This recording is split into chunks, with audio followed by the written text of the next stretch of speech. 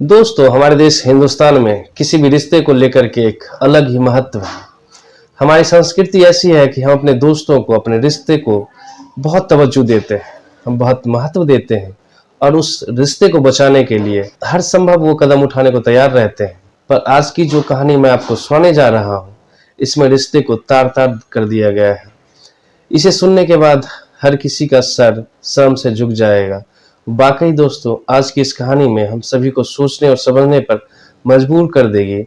आज हमारे समाज में न जाने कितने और कैसे-कैसे विकृत मानसिकता के लोग भरे पड़े हैं। नमस्कार साथियों, स्वागत है आपका आपके अपने यूट्यूब चैनल गुलशन की कहानी पर। मैं हूं आपका दोस्त गुलशन सिंह, हाजिर हूं आपकी सेवा में एक नई कहानी के साथ। कहानी अगर आपको अच्छी लगी तो प्लीज़ वीडियो को लाइक कर दीजिएगा, चैनल को भी सब्सक्राइब कर लीजिए, जिससे मेरा हौसला बढ़ता रहे और मैं आपके लिए ऐसी नई नई कहानियां ढूंढ कर लाता रहूं। आज की जो सच्ची घटना मैं आपको सुनाने जा रहा हूं, वह घटना है उत्तर प्रदेश के बिजनौर शहर से। बिजनौर में एक गांव है लालबाग। उस गांव का रहने वाला गुरदास। गुरदास की पत्नी का नाम सुखविंदर कौर। गुरदास के 2 बच्चे थे, एक बेटा और एक बेटी। बेटे की शादी कई साल पहले हो जाती है। बेटी का नाम अमिता है। गुरदास के बच्चों में उम्र का बहुत अंतर था। अमिता की उम्र मात्र 17 साल की है। वह पढ़ाई करती है। गुरदास अपनी बेटी से काफी ज्यादा लाड प्यार करता है, उसका पूरा ख्याल भी रखता है। गुरदास अपनी बेटी को पढ़ा लिखा करके एक बेहतर कैरियर बनाना चाहता था। 21 दिसंबर 2017 की सुबह गुरदास जब अपने खेतों में काम करने के लिए चला जाता है। गुरदास के खेत जाने के बाद अमिता घर से निकलती है और अपनी माँ सुखविंदर कौर से कहती है कि माँ, मैं किसी काम से बाहर जा रही हूँ। जब लगभग 3-4 घंटे गुजर जाते हैं, अमिता अपने घर वापस नहीं आती है, तो सुखविंदर कौर अपनी बेटी के नंबर पर फोन करती है। अमिता का नंबर स्विच ऑफ बताने लगता है। सुखविंदर कौर कई बार अपनी बेटी के नंबर पर फोन करती है, पर हर बार उसे अपनी बेटी का नंबर स्विच ऑफ ही बताता है। इससे परेशान होकर के आखिर वो अपने पति गुरदास को फोन करती है और उससे कहती है कि अमिता घर से बाहर गई है और अभी तक वापस नहीं आई है। लगभग 4 घंटे बीत चुके हैं, उसका मोबाइल भी बंद जा रहा है। अपनी पत्नी के मुंह से ऐसी बात सुनकर के गुरदास परेशान हो जाता है, दौड़ते भागते घर की ओर आता है। घर आने के बाद खुद अपनी बेटी के नंबर पर फोन करता है, पर अमिता के नंबर पर फोन करने के बाद उसका मोबाइल स्विच ऑफ ही बता रहा था, जिससे गुरदास परेशान हो जाता है और अपने परिवार और सभी सदस्यों को अमिता को ढूंढने के लिए कहता है और खुद भी अमिता को ढूंढने चला जाता है। गुरदास का एक पोता है कमलजीत, जिसकी उम्र 22 साल के आसपास है। गुरदास उससे भी कहता है कि जाकर के अमिता को ढूंढो। कई घंटों के बाद कमलजीत वापस गांव से घर आता है और अपने दादा गुरदास से कहता है कि मैंने लगभग हर गांव में हर जगह देख लिया, पर अमिता उसे कहीं दिखाई नहीं दी, उसका कुछ पता नहीं चला।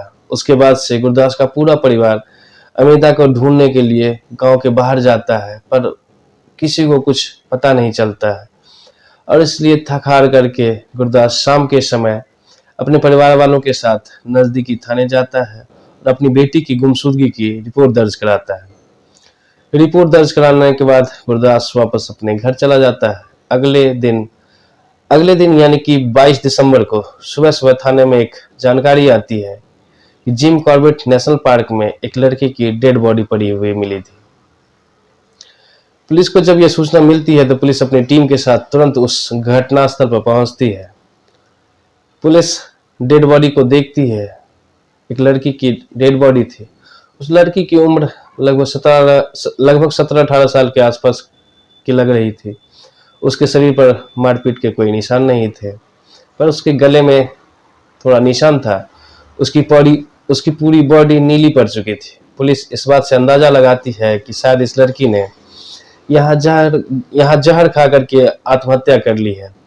इसके बाद पुलिस गुरदास के घर बुलावा भेजती है। उस बॉडी की पहचान के लिए गुरदास को बुलाती है। गुरदास जैसे ही उस डेड बॉडी को देखता है, रोने लगता है। पुलिस समझ जाती है कि लड़की कोई और नहीं बल्कि अमिता ही है। पुलिस उस डेड बॉडी को कब्जे में लेकर के पोस्टमार्टम के लिए भेज देती है और गुरदास से पूछती है कि तुम्हारी लड़की ने आत्महत्या की है, तो क्या तुम बता सकते हो कि इसके आत्महत्या करने का क्या कारण हो सकता है? उसने खुदकुशी क्यों की? गुरदास इस बात से हैरान हो जाता है और पुलिस से कहता है कि उसकी बेटी खुदकुशी नहीं कर सकती है, क्योंकि वह अपनी बेटी को बहुत ही लाड प्यार से रखता है, उसकी हर इच्छा पूरी करता है, उसकी जो भी ख्वाहिश थी वह उसे पूरी करता है। उसे कभी कोई चीज की कमी महसूस नहीं होने देता है, उसे कभी किसी चीज की कोई दिक्कत नहीं होती है। तो आखिर वह खुदकुशी करेगी ही क्यों? यह बात तो उसकी समझ से परे है। पुलिस के पास सच्चाई जानने का बस एक ही रास्ता था, पोस्टमार्टम रिपोर्ट। 2 दिनों के बाद पोस्टमार्टम रिपोर्ट भी आ जाती है। पोस्टमार्टम रिपोर्ट में एक बात चौंकाने वाली थी। अमिता 4 महीने की प्रेग्नेंट थी। जहर खाने से उसकी मौत हुई थी, उसके गले पर को भी दबाया गया था। पुलिस पोस्टमार्टम रिपोर्ट से एक बात तो कंफर्म सोच लेती है कि यह मामला प्रेम प्रसंग का है। या तो उसके प्रेमी ने इस लड़की की हत्या की है, या फिर घर वाले सच्चाई जानने के बाद इस लड़की की हत्या कर यहाँ पर फेंक गए हैं। पुलिस गुरदास को थाने बुलाती है और उससे पूछताछ करती है। गुरदास को पुलिस बताती है कि तुम्हारी बेटी अमिता 4 महीने की प्रेग्नेंट है। ऐसे सुनने के बाद गुरदास के पैरों तले जमीन खिसक जाती है। वो परेशान हो जाता है। वह सोचने लगता है कि उसकी लड़की घर से कहीं बाहर नहीं जाती है, किसी के मुंह से अपनी बेटी के बारे में कुछ सुना नहीं, किसी के साथ में उसका कोई संबंध नहीं है, तो आखिर उसकी बेटी 4 महीने की प्रेग्नेंट कैसे हो सकती है? दूसरा, गुरदास एक चीज से और भी परेशान था। उसे लगता था कि जब उसकी बेटी की प्रेग्नेंट होने की खबर गांव वालों को पता चलेगी तो गांव में उसकी क्या इज्जत रह जाएगी, वह मुंह दिखाने के लायक नहीं रहेगा। पुलिस गुरदास से सवाल करती है कि तुम्हारी बेटी के साथ में किसी का चक्कर चल रहा था या किसी का उसके साथ में कोई संबंध था? गुरदास पुलिस को एक ही जवाब देता है कि उसकी बेटी का किसी के साथ में कोई चक्कर नहीं था। तो आखिर सवाल यह बचता है कि अमिता के पेट में 4 महीने का जो बच्चा पल रहा था वह किसका था? जब तक अमिता किसी के साथ संबंध में नहीं थी तो वह प्रेग्नेंट कैसे हो सकती है? पुलिस इस सच्चाई को जानने के लिए अपने काम में लग जाती है और अपने कुछ खबरी को भी इस काम में लगा देती है। गुरदास जब घर जाता है तो देखता है कि कमलजीत, जो उसका पोता है, अमिता की हत्या के बाद से काफी परेशान रहता था। गुरदास सोचता है कि बच्चे साथ रहते थे, इस कारण से थोड़ा कमलजीत ज्यादा परेशान हो गया है। कई दिन बीत जाते हैं। एक खबरी थाने में जाकर के पुलिस को बताता है, गांव में कुछ लोग उसे बताया है कि जिस दिन अमिता की हत्या हुई है उस दिन अमिता और कमलजीत दोनों एक साथ गांव से बाहर जाते हुए दिखाई देते हैं। पुलिस अपनी खबरी की बात सुनने के बाद अंधेरे में तीर चलाती है। पुलिस को अभी तक कुछ जानकारी तो मिली नहीं थी। पुलिस गुरदास के घर जाती है और उसके पोते कमलजीत को पूछताछ के लिए उठा लेती है।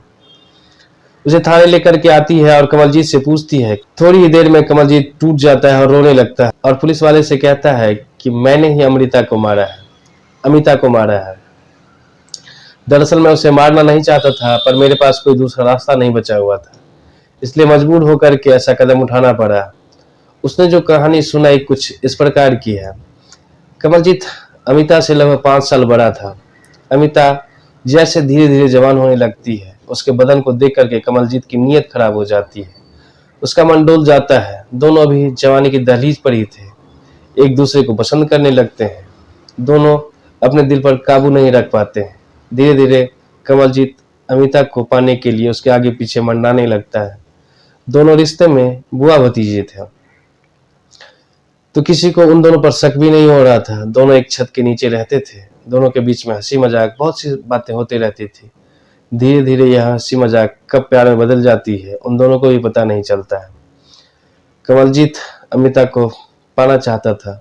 अमिता धीरे धीरे कमलजीत को पसंद करने लगती है, पर दोनों जवानी के जोश में, दोनों जवानी की दहलीज पर खड़े थे और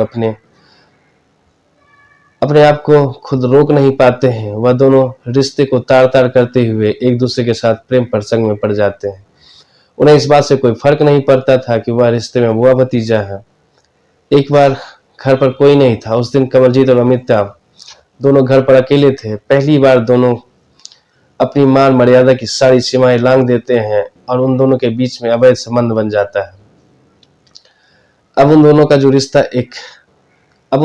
रिश्ता एक बार कायम होता है, उसके बाद यह सिलसिला चलता ही रहता है। घर के अंदर जब भी कभी उन दोनों को मौका मिलता था एक दूसरे से मुलाकात करने का, तब वो दोनों एक दूसरे में खो जाते थे, एक दूसरे में समा जाते थे और घर वाले को कभी उन पर शक भी नहीं हुआ।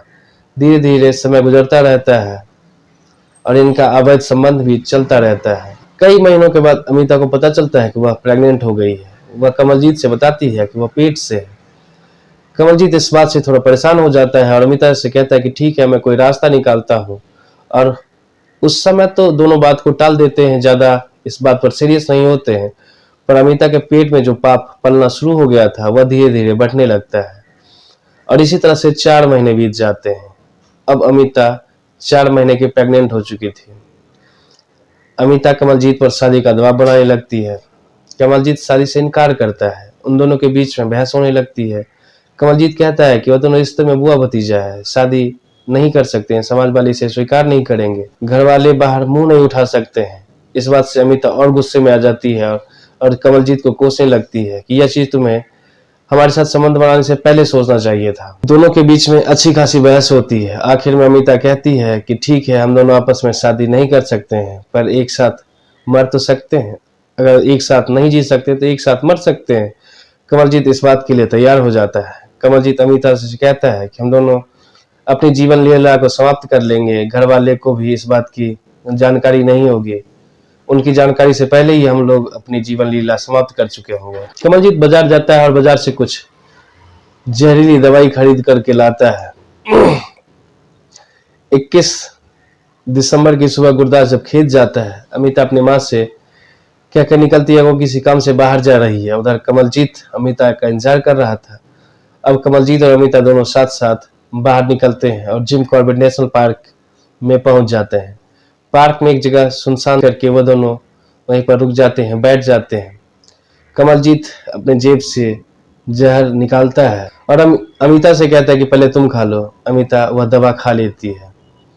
अमिता कमलजीत से कहती है कि अब तुम भी यह दवा खा लो, पर कमलजीत मुस्कुराने लगता है और एक कुटिल मुस्कान के साथ अमिता से कहता है कि मैं तुम्हारी तरह बेवकूफ नहीं हूँ, मैं मरना नहीं चाहता हूँ, तुम दवा खा ही चुकी हो, तुम्हारे साथ यह राज भी दफन हो जाएगा, मुझसे कोई पूछेगा भी नहीं, किसी को इस बात की भनक भी नहीं लगेगी। अमिता जैसे ही कमलजीत के मुंह से ऐसी बात सुनती है वो अपने आप पर काबू नहीं रख पाती है और गुस्से में आकर के कमलजीत के ऊपर हाथ छोड़ देती है। कमलजीत को मारने पीटने लगती है और कहती है कि वह तो उससे सच्चा प्यार करती थी पर वह उसे धोखा दे रहा था। उन दोनों के बीच में तकरार शुरू हो जाती है। उसके बाद कमलजीत अमिता के ही दुपट्टे से उसके गले को कसने लगता है और तब तक कसता रहता है जब तक अमिता की सांस नहीं रुक जाती है। अमिता की मौत के बाद उसकी बॉडी को वहीं जंगल में छोड़कर वह घर चला जाता है। शुरुआत में तो वह बहुत खुश था कि चलो उसकी जो सबसे बड़ी टेंशन थी वह खत्म हो गई है। इस बारे में किसी को कुछ मालूम भी नहीं चला है, पर शायद कमलजीत भूल चुका था कि इंसान जैसा कर्म करता है उसे अपने कर्मों का फल जरूर मिलता है। कमलजीत अमिता जब दोनों गांव से बाहर जा रहे थे तो गांव के कुछ लोग उसे देख लेते हैं साथ में बाहर जाते हुए और इस बात की जानकारी पुलिस को लगती है। उसके बाद पुलिस कमलजीत से पूछताछ करती है और यह पूरा मामला खुल जाता है। खास करके गुरदास और उसके परिवार वालों को जब कमलजीत और अमिता के बारे में यह जानकारी होती है वह शर्म से झुक जाता है। वो अपने आप इस बात को सोचने पर मजबूर हो जाते हैं कि उन्होंने अपने बच्चे की परवरिश सही से नहीं की, इस कारण उनका यह हाल है, वह कहीं मुंह दिखाने के लायक नहीं है। पुलिस उसके बाद इस मामले की खुलासा करती है और कमलजीत को संबंधित धाराओं में जिलाधीश के पास पेश करती है जहां से उसे जेल भेज दिया जाता है। तो यह थी आज की कहानी अगर आपको अच्छी लगी तो प्लीज वीडियो को लाइक कर दीजिए, चैनल को भी सब्सक्राइब कर लीजिए। नमस्कार, जय हिंद।